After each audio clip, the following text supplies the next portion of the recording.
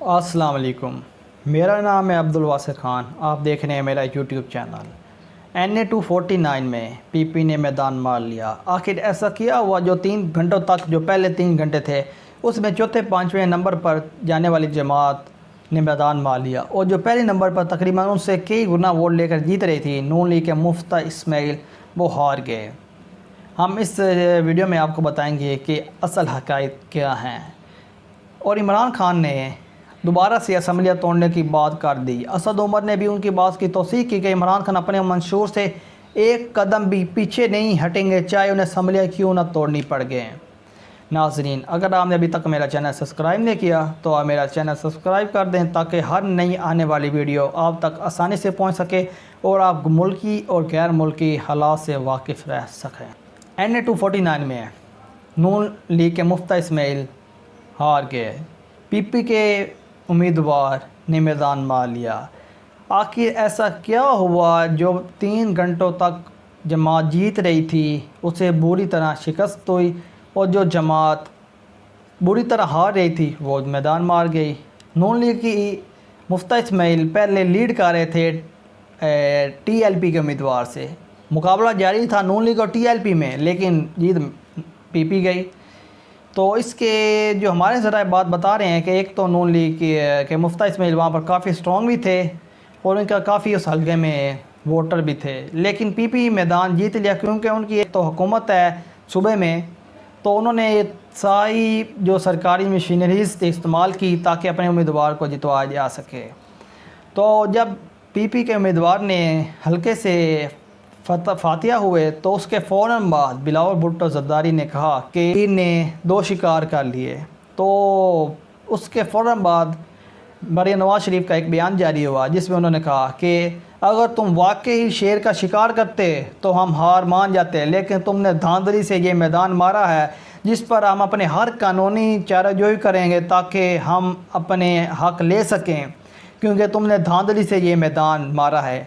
तो तमाम दूसरी जमातों ने भी पीपी पर धांधली का इस्तेमाल लगाया कि उन्होंने हल्के में धांधली की है, उनके जो प्रेसिडिंग ऑफिसर थे उनके साथ मिलजुला किया है और जो भी हालात वाक़यात हुए वो करके नून लीग ने ये इल्ज़ाम लगाया कि पीपी ने धांधली की है। तो दूसरी जानिब पीपल पार्टी ने ये कहा कि हमने ये मैदान अपने वोटरान की सपोर्ट से मारा है। तो दोनों जानब आपको जैसा कि मालूम है, पाकिस्तान की हिस्ट्री भी यही है कि जो पार्टी मैदान मार लेती है दूसरी पार्टी उन पर धांधली का इल्ज़ाम लगाती हैं, क्योंकि पाकिस्तान का जो इलेक्शन का निज़ाम एक ऐसा बन चुका है कि जो भी पार्टी नून लीग जीत जाती तो दूसरी पार्टी उन पर इल्ज़ाम लगाती। तो ये पाकिस्तान का एक निज़ाम ही ऐसा बन चुका है कि उस पर तब्दीली नहीं लाना चाह रहा। जो भी हुकूमत आती है अक्सरियत में वो इस पर कोई काम नहीं करती। लेकिन इस दफ़ा इमरान खान का हालिया ही जो बयान जारी हुआ, उन्होंने कहा कि हम चाहते हैं कि इलेक्ट्रॉनिक वोटिंग का निज़ाम शुरू किया जाए ताकि किसी पार्टी को दूसरे पर यह इल्ज़ाम लगाने की नौबत ना आए कि ये धांधली की गई है। लेकिन कोई भी पार्टी इमरान खान के इस बात पर अमल नहीं कर रही और ना उनका साथ दे रही है।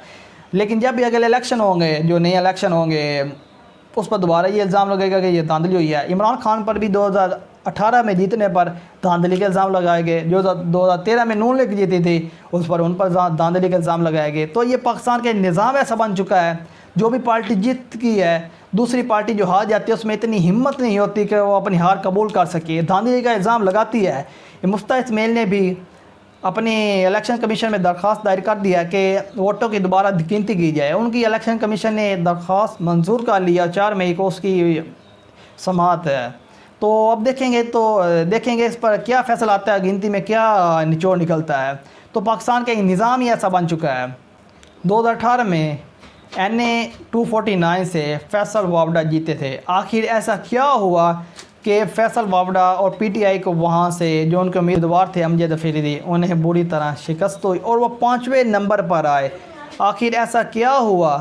तो जो हमारे ज़राए हमें वहाँ के उम्मीदवारों से जो उन्होंने हम वहाँ के हलके के वोटर्स उन्होंने बातचीत की और जो मैंने अपने खुद जाकर वहाँ हलके के अवाम से बातचीत की, तो हमारे जो हलके के अवाम है वो यही बताते हैं कि फैसल वावड़ा ने अपने हलके के अवाम से इतने वादे किए थे कि मैं आपको बिजली का निज़ाम दूंगा, मैं आपको पानी के निज़ाम दूंगा, मैं आपको सड़कें दूंगा, तमाम वादे उन्होंने किए थे। उन्होंने कहा था कि अगर हमारी हुकूमत वफाक या सूबे में नहीं बनती, मैं फिर भी अपने हल्के में काम करवाऊंगा, मैं अपने पैसों से काम करवाऊंगा, क्योंकि फैसल बावड़ा एक तो वैसे भी एक स्ट्रॉन्ग आदमी है। उन्होंने अपने हल्के के अवाम से ये वादे किए, लेकिन उनके हल्के के अवाम ये बताती हैं जब से फैसल बावड़ा वहाँ से जीते हैं तो वो अपने हल्के में तकरीबन 2 से 3 दफ़ा आए हैं, वो उससे ज़्यादा अपने हल्के में नहीं आए, जिसकी वजह से PTI के उम्मीदवार और जो वहाँ के वोटरान है वो बुरी तरह मायूस थे और उन्होंने अपनी पार्टी को वोट नहीं डाला। ये सबसे अहम वजह थी जिसकी वजह से PTI को वहाँ से बुरी तरह शिकस्त का सामना करना पड़ा। और तकरीबन वो 5वें नंबर पर आई और TLP जो नई जमात बनी थी और उसने तकरीबन 3रे नंबर पर आई। उसने 14,000 से ज़ायद वोट लेकर अपने आप को मनवाया है कि हम भी एक पाकिस्तान की बड़ी जमातों में से एक जमात है। जैसा कि आपको मालूम है कि TLP का बैकग्राउंड जैसा हमारे सामने है कि वो एक आप सल्लल्लाहु अलैहि वसल्लम की नमूज़ पर बनाई गई है। जब से मुमताज़ कादरी को फांसी हुई या उसके बाद जो आप सल्लल्लाहु की शान में गुस्ताखी की गई, उस पर इस जमात ने ही अपनी आवाज़ बुलंद की। जो उनके बानी थे मौलाना खादिम हुसैन रिजवी, उन्होंने कई दफ़ा धरना दिया। उन्होंने पहले पिंडी में धरना दिया, फिर फैज़ाबाद में धरना दिया इसी मामले पर। उन्होंने अपने आप को मनवाया और बताया कि हम एक पार्टी हैं और उन्होंने अपनी पार्टी का मंशूर भी कहा कि हम नामूस रिसालत पर एक आंच नहीं आने देंगे, चाहे हमारी गर्दनें उड़ जाएँ, चाहे हमें जो मर्ज़ी कुछ हो जाए। तो पिछले दिनों भी TLP ने एक धरना दिया फ्रांस के सफ़ीर को निकालने के लिए, क्योंकि हुकूमत ने उनसे मुआहदा किया गया था, लेकिन वो एक अलग बहस है। बल्कि TLP ने भी अपने आप को मनवाया, लेकिन जो PTI जो या दूसरी जमातें इतनी बड़ी जमातें की थी, मुस्तफ़ा कमाल का एक अच्छा कराची में बैकग्राउंड था और स्ट्रॉन्ग थे। MQM जो कराची पर राज करने वाली जमात थी, तकरीबन 25 से 30 साल MQM ने कराची पर राज किया, लेकिन ऐसा क्या हुआ कि MQM 6ठे नंबर पर आ गई। और जो हमारे ज़राए एक अहम वजह भी बताते हैं कि जो कि इमरान खान पहले MQM पर शदीद तनकीद करते रहे, कहते हैं कातिल जमात है, उनके साथ इत्तेहाद करके कराची के अवाम को उन्होंने दुख दिया है। ये भी हमारे ज़राए एक बात बताते हैं कि कराची के अवाम इस वजह से भी मायूस है, क्योंकि वो एक कातिल जमात जो उन पर इल्ज़ाम लगाते रहे, उनके साथ मुआहदा कर लिया, उनके साथ मखलूक हुकूमत बनाई। तो एक सबसे अहम वजह ये भी है, क्योंकि इमरान खान अगर उनसे मुआहदा ना करते तो उन्हें अपनी हुकूमत बनाने में या वो ना बना सकते, क्योंकि इमरान खान की हुकूमत चंद वोटों से बनाई गई है। इमरान खान बार बार यही बयान दे रहे हैं कि मैं असम्बलियत तोड़ दूँगा, चाहे मुझे अपने मंशूर से अगर एक कदम भी पीछे हटना पड़ा तो मैं अपनी असम्बलियत तोड़ दूंगा, मैं अपनी हुकूमत ख़त्म कर दूंगा। असद उमर ने भी हालिया दिनों में यही बयान दिया कि इमरान खान का यही मंशूर है कि अगर हम एक कदम भी अपनी पार्टी को मंशूर से पीछे हटे तो वो हुकूमत अपनी ख़त्म कर देंगे, असम्बलियत तोड़ देंगे, वफाक सूबे जहाँ भी है हम अपनी हुकूमत को गिरा देंगे। लेकिन अपने मूड से जो उन्होंने करप्शन का मंशूर बनाया हुआ है उससे एक कदम भी पीछे नहीं हटेंगे। जो कि आपको मालूम है जहांगीर तरीन खान एक ग्रुप जिस पर करप्शन के शदीद किस्म के इल्ज़ामात हैं, वो जब भी कोर्ट में पेशी पर जाते हैं तो उनके साथ 35 से ज़ायद उम्मीदवार कौमी और सूबाई असम्बली के उम्मीदवार हुकूमत में जो शामिल हैं और जो उसमें काफ़ी सारे सूबाई और वफाकी वज़रा भी हैं, वो उनके साथ होते हैं। और उन्होंने कहा कि हमें मालूम है कि जहांगीर तरीन बेगुनाह है, उन पर बेगुनाह इल्ज़ाम लगा कर उन पर एक किस्म का प्रेशर डाला जा रहा है ताकि वो इमरान खान से दूर रहें। जहांगीर तरीन ने भी यही कहा कि हम तो आपके दोस्त थे, हम पर ऐसा क्यों हालात पैदा कर दिए जा रहे हैं कि हम आपसे दूर हो जाएं और आपके लिए कोई मुश्किलात पैदा करें। इमरान खान पर यह प्रेशर है कि वो अगर जहांगीर तरीन को किसी किस्म से नाराज़ करते हैं तो उनको अपनी हुकूमत 1 मिनट भी आगे चलाना मुश्किल होगा। इमरान खान की हुकूमत तकरीबन 176 वोटों से पर मुश्तमिल है, जिनमें तमाम उनके पार्टनर और जो भी उनके पार्टी उनके साथ उनके पार्टनर शामिल है। अगर उनमें से एक भी उनके साथ नाराज़ हो गए, MQM हो गए, JDA हो गई, कौफ लीग हो गई, बलूचिस्तान नेशनल पार्टी हो गई, तो उनका अपनी हुकूमत चलाना बहुत मुश्किल है। दूसरी जानब जहांगीर तरीन का काफ़ी प्रेशर आ रहा है उन पर, तो उनके लिए एक बहुत ज़्यादा प्रेशर में आ चुके हैं इमरान खान और वो चाहते हैं कि अपनी एक मुद्दत पूरी करें। लेकिन जैसा कि आपको मालूम है पाकिस्तान की तारीख भी इसमें काफ़ी सारी एक अपनी नुमाया हैसियत रखती है। अगर आप ज़्यादा पीछे ना जाए तो मुशर्रफ दौर ही ले लें। मुशर्रफ दौर में भी पाकिस्तान के 3 वज़ीर-ए-आज़म चेंज हुए, उसके बाद ज़रदारी दौर आया, PP का दौर आया, उसमें भी 2 वज़ीर-ए-आज़म चेंज हुए। पहले सैयद यूसुफ गिलानी 3 साल के लिए रहे, उसके बाद उन पर तौहीन लगा, उन्हें हटा दिया गया। उसके बाद राजा परवेज़ अशरफ आए, तो उसके बाद नून लीग की हुकूमत आई, पहले नवाज शरीफ 2-3 साल रहे, उसके बाद शेख खान अब्बासी आ गए।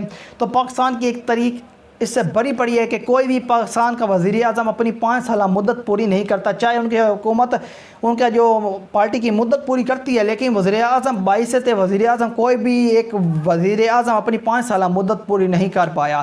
तो इमरान खान को भी एक इसी किस्म का डर भी लगा रहता है और वो चाहते भी हैं कि अपनी 5 साल मुद्दत पूरी करे। लेकिन जो मेरा तज़िया कहता है कि 22 स्टूडेंट 22 एक तज़िया निकाल, मैं यही सोचता हूँ, यही कहना चाह रहा हूँ कि पाकिस्तान, मुझे उम्मीद है कि PTI की हुकूमत, इमरान खान की हुकूमत 5 साल अपने पूरी करेगी, क्योंकि वो उनके काफ़ी सारा वोट बैंक भी है और उनका काफ़ी सारे एक वो जो उनके सपोर्टरान भी मौजूद है। तो मेरा भी तजज़िया कहता है कि इमरान खान इंशाल्लाह अपनी 5 साल मुद्दत पूरी करेंगे, और क्योंकि उन्हें पूरी करनी चाहिए, क्योंकि अगर उन्होंने अपनी 5 साल मुद्दत पूरी कर ली और पाकिस्तानी अवाम भी यही देखेंगे कि इमरान खान ने पाकिस्तानी अवाम के लिए क्या किया है। अगर उन्होंने कुछ नहीं किया तो इमरान उन्हें अगली दफ़ा रिजेक्ट कर देंगे। तो पाकिस्तान को यही चाहिए, या दूसरी जो ताकतें हैं जो उन्हें हटाना चाह रही हैं, तो उन्हें चाहिए तो इन्हें मौका दिया जाए, ताकि पाकिस्तानी जो हैं अवाम वो अपना जिन्होंने उन्हें सेलेक्ट किया था उन्हें उनका इमरान खान को भी उसका सिला मिले। और अगर वो अपना काम नहीं करते जो उन्होंने वादे किए थे पाकिस्तान से, तो पाकिस्तानी अवाम अगले इलेक्शन में उसे बुरी तरह मुस्तरद करे। शुक्रिया।